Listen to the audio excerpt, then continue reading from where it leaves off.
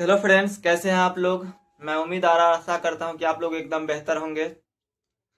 मैं एसके गुप्ता आप सभी का मोस्ट वेलकम करता हूं आप अपने यूट्यूब चैनल एसके लक्ष्य एजुकेशन में। आज हम क्लास 9th का जो फिजिक्स स्टार्ट किए थे उसमें मैं आप लोग को कुछ पढ़ाया हुआ था। आज मैं वहीं से कंटिन्यू करूंगा। तो आप लोग कमेंट में बताएंगे आप लोग कैसे हैं। मैं उम्मीद और आशा करता हूं कि आप लोग एकदम बेहतर होंगे। तो पिछले क्लास आप लोग कहाँ तक पढ़े थे बताएंगे कमेंट में। आज हम फिर वहीं से स्टार्ट करेंगे।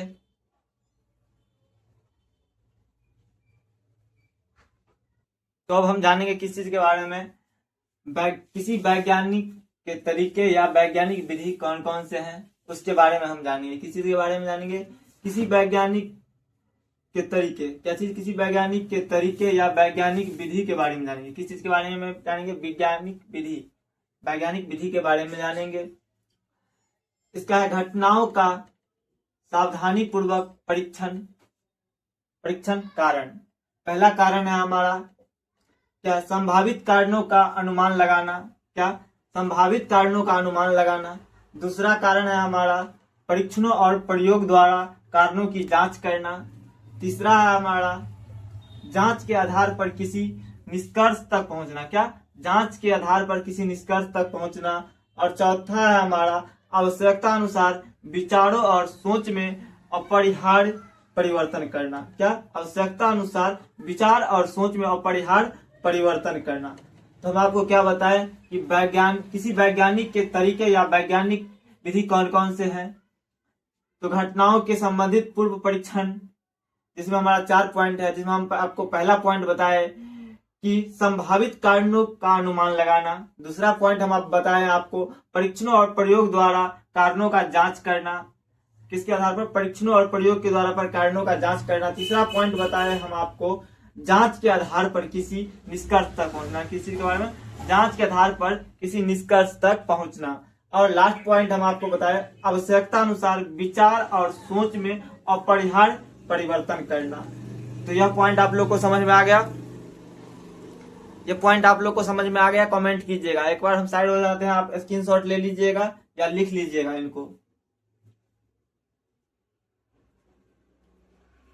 लिख लिए इनको, स्क्रीनशॉट ले लिए। अब हम आगे जानेंगे। तो अब हम जानेंगे अल्बर्ट आइंस्टीन ने कहा था कि विज्ञान निरंतर चलने वाली मानवीय प्रक्रिया है।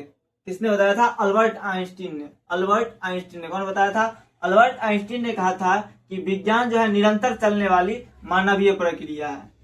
क्या है? निरंतर चलने वाली मानवीय प्रक्रिया है। विज्ञान मापन पर आधारित है। विज्ञान किस पर आधारित है? विज्ञान जो है हमारा वह मापन पर आधारित है। किस पर? मापन पर आधारित है। अब मात्रक किसे कहते हैं उसे हम देखेंगे। मात्रक किसे कहते हैं?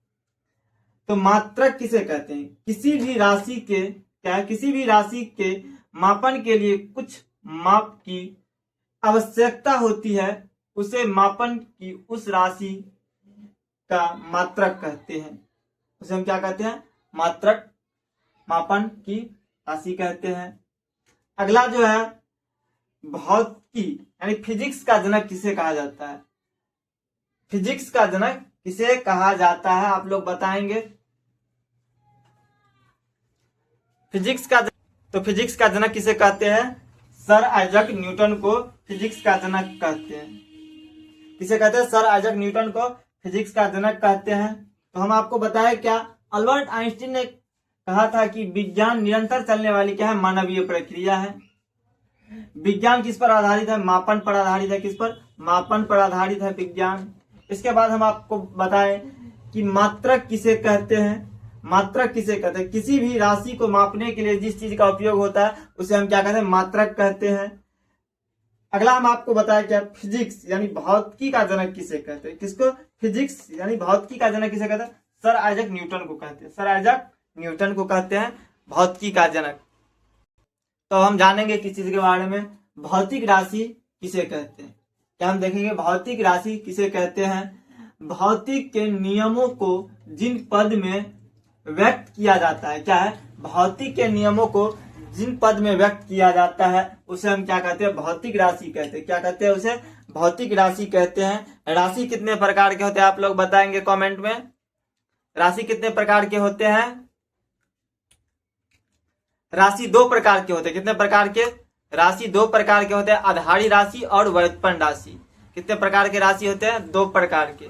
हम आपको अभी क्या चीज के परिभाषा बताएं कि भौतिक राशि किसे कहते हैं।